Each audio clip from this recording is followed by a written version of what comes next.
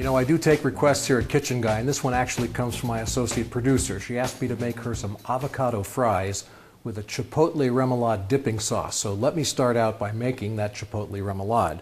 I've got one chipotle that's in adobo sauce, and you'll find that in the Mexican aisle in your supermarket. I will add in some chopped cilantro, some lime juice,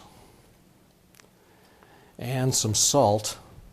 And in my handy little processor here, I'll grind it all up, and then I will add it to about a half cup of mayonnaise and then just set it aside.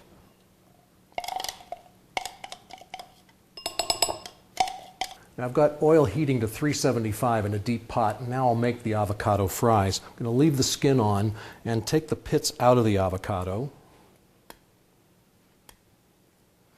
and then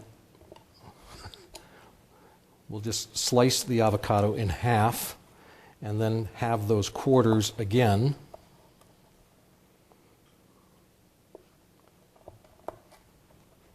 And then remove the skin.